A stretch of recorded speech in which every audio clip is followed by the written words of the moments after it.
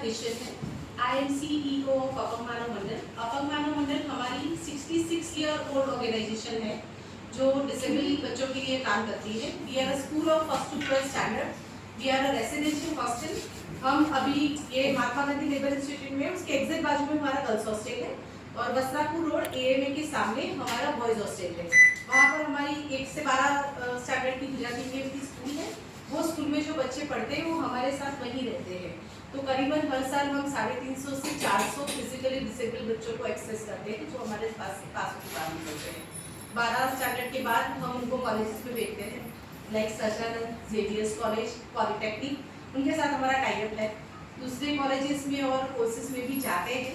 हमारे वहाँ एक रूल है कि 12 स्टैंडर्ड के बाद जो बच्चा आगे बढ़ना चाहता है उसको एक वोकेशनल ट्रेनिंग लेना कंपलसरी है। Because through out the years हमने ये देखा है कि जब कोई डिसेबल बच्चा पढ़ लेता है तो हमारे वहाँ तो रैंक्स है, एक्सेसिबिलिटी है, रहना खाना सब कुछ फ्री है, लेकिन उसके बाद में जब उसको बाहर की दुनिया में पाँव रखना है तो वो जो जॉब मिलेगी उसमें जो सैलरी मिलेगी उसमें शायद अहमदाबाद जैसे सिटी में सर्वाइव होना मुश्किल हो, या जहाँ पर वो जॉब लेते हैं वो बिल्डिंग एक्सेसिबल ना हो, तो वो बहुत दिक्कतें आती है।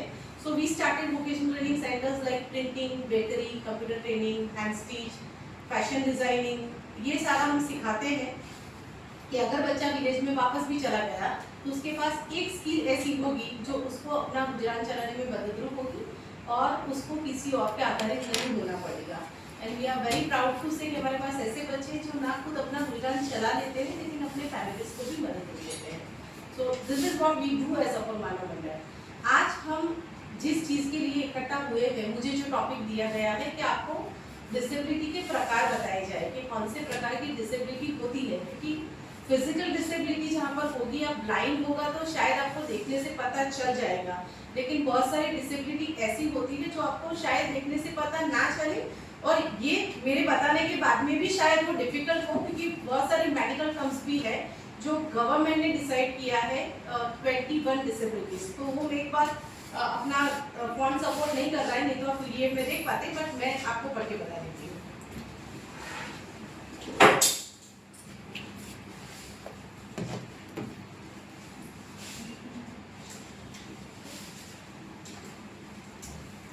ऐसा तो प्रेजेंटेशन स्लाइड पर हमने उन लोगों का WhatsApp ग्रुप बनाया है। ओके, हाँ तो ठीक है।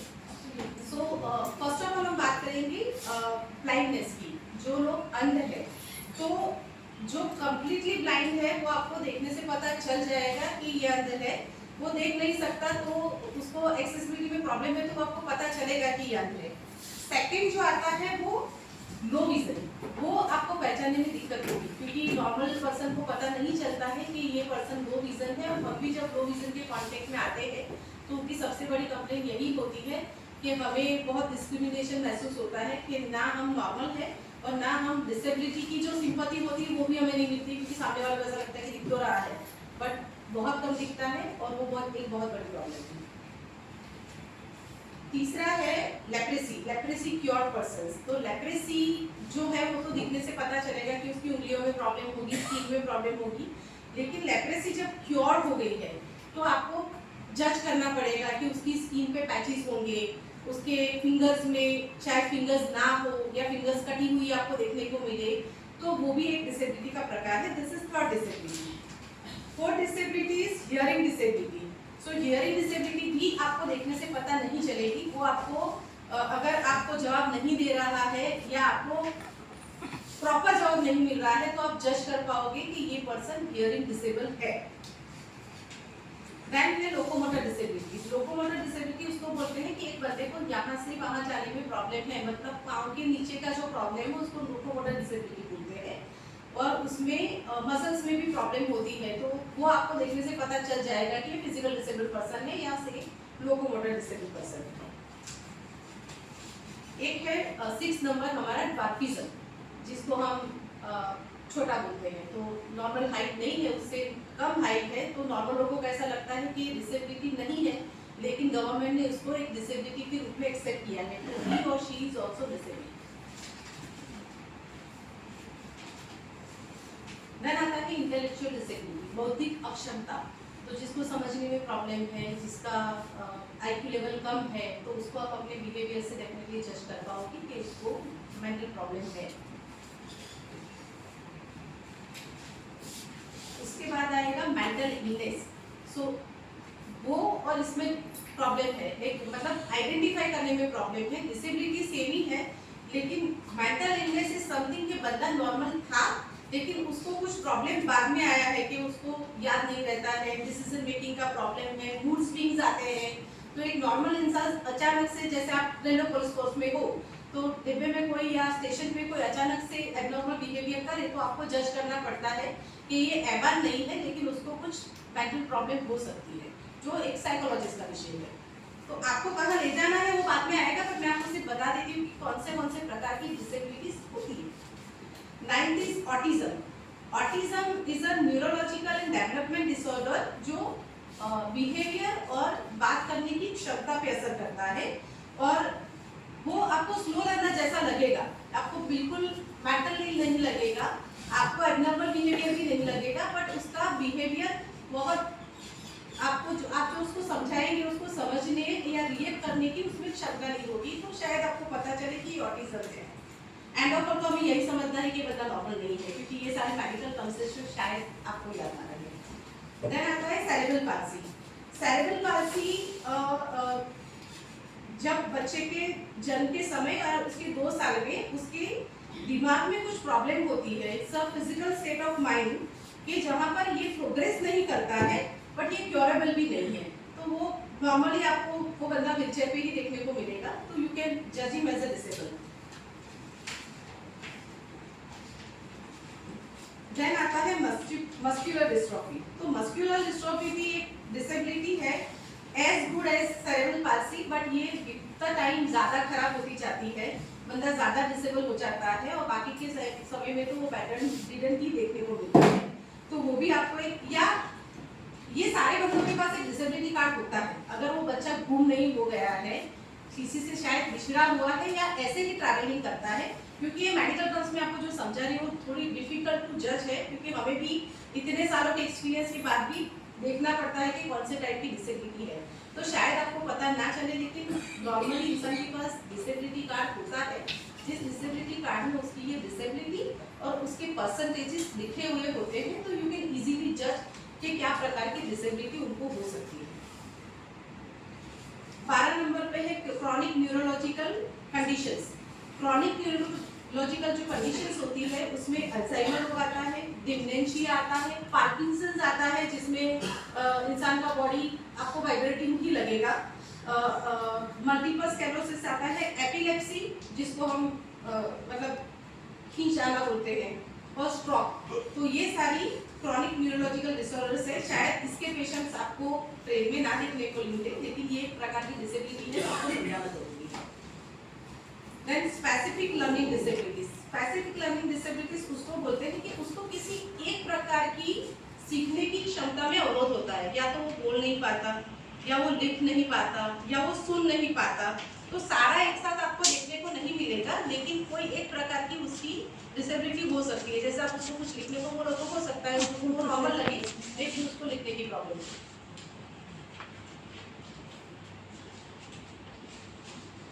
मल्टीपल स्क्लेरोसिस, ये रोग में शरीर की जो रोग प्रतिकारक शक्ति होती है, इसकी सेंट्रल नर्वस सिस्टम पे अटैक होता है, जिसमें दिमाग और स्पाइनल कॉर्ड का समावेश होता है, और इसमें जो आपका माहिती का जो दिमाग से लेके पूरे बॉडी में जो जाना चाहिए मैसेज, वो नहीं जाता है। तो शायद वो समझ पाए, लेकिन वो उसका बॉडी उस तरह से रिएक्ट नहीं करेगा। शायद आपको ऐसा लग रहा होगा कि इतने टाइप की डिसेबिलिटी है, वही हम पहली बार सुन रहे हैं।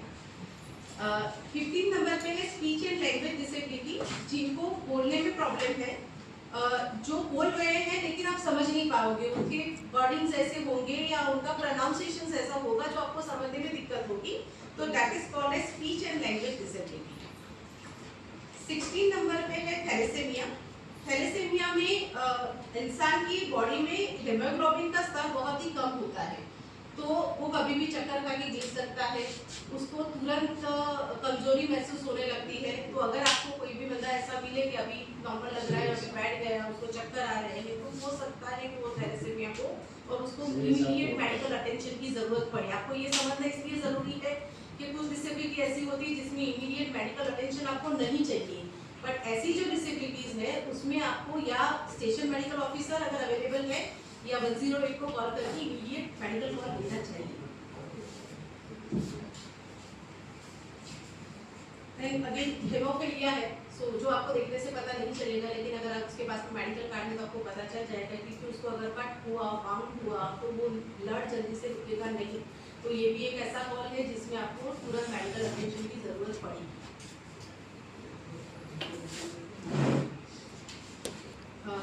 18 नंबर पे है sickle cell disease. Sickle cell disease में उसको सेम आप अपनी लैंग्वेज में सेम एज हीमोफिलिया ले सकते हो, क्योंकि उसमें जो ब्लड सेल्स होते हैं उसका आकार सही नहीं होता है, उस वजह से उसकी ऑक्सीजन कैरी करने की क्षमता कम हो जाती है। तो अगेन वही होगा कि ऑक्सीजन कम मिलेगा तो बंदे को चक्कर आएंगे, ज्यादा कमजोरी महसूस होगी या चक्कर खा के गिर जाएगा, तो you will need a medical attention. उसके बारे में मल्टीपल डिसेबिलिटीज, वो डिसेबल होते हैं जो सिंगल डिसेबिलिटी होती है, जैसे फिजिकल डिसेबिलिटी हो गई, ब्लाइंड हो गया, डेफ एंड म्यूट हो गया। लेकिन कुछ लोग होते हैं जिनको मल्टीपल डिसेबिलिटी होती है, जैसे ब्लाइंड भी है और डेफ भी है, तो सुनने में भी प्रॉब्लम है, देखने में भी प्रॉब्लम है, तो उनको ज्यादा अटेंशन की जरूरत पड़ती है। फिजिकल डिसेबल है, व्हीलचेयर पे है, उसके पास क्रचीज है या कैलिपर लेके घूम रहा है तो आपको पता चलेगा, लेकिन उसके साथ में मेंटल डिसेबिलिटी भी है, तो उसको डबल अटेंशन की जरूरत पड़ेगी। तो आपको शायद आइडेंटिफाई करना पड़ेगा कि इसको इमीडिएट अटेंशन चाहिए। 20 नंबर है एसिडेटिक विक्टिम्स। तो ये फिजिकल डिसेबिलिटी या मेंटल डिसेबिलिटी की व्याख्या में नहीं आते हैं, वो नॉर्मल लोग ही होते हैं जिनके ऊपर एसिड अटैक्स हुए हैं, लेकिन ये डिसेबिलिटी की व्याख्या में गवर्नमेंट ने उनको लिया है। तो जब आप उनके साथ डील करोगे तो आपको ये याद रखना पड़ेगा कि ये डिसेबल्स है और उनके साथ हैंडल करने का एक वे है, क्योंकि कभी अगर किसी ने आपके ऊपर कुछ किया कि मेरे साथ प्रॉपर बिहेव नहीं किया, apart from I am disable, तो वहाँ आपको ये ध्यान रखना पड़ेगा कि ये डिसेबल है, शायद उसको ज़्यादा अटेंशन दिया जाए, उसके साथ इस वे में बात की जाए कि उसको हेल्प मिल सके और नियर फ्यूचर में आपको कुछ दिक्कत ना आए। लास्ट है पार्किंसंस। पार्किंसंस एक सेंट्रल नर्वस सिस्टम डिसऑर्डर है, वो आपको पता चल जाएगा क्योंकि जिसको भी पार्किंसंस होता है उसका बॉडी कंप्लीटली वाइब्रेट होता रहता है, तो आपको तुरंत पता चलेगा कि उसको पार्किंसंस है। ये सारी गवर्नमेंट आइडेंटिफाइड डिसेबिलिटीज है जो मैंने आपको बताई, जिसकी डेफिनेशन मैंने आपको बताई। बट मुझे ऐसा लगता है कि जैसे मैंने अभी बोला कि इस क्षेत्र में इतने साल काम करने के बाद भी हमें भी नॉर्मल डिसेबिलिटी से परे जो डिसेबिलिटीज होती है उसका मेडिकल सर्टिफिकेट देखना पड़ता है, उसका यूडीआईडी कार्ड देखना पड़ता है, उसका डिसेबिलिटी कार्ड देखना पड़ता है, उसके बाद में हमें पता चलता है।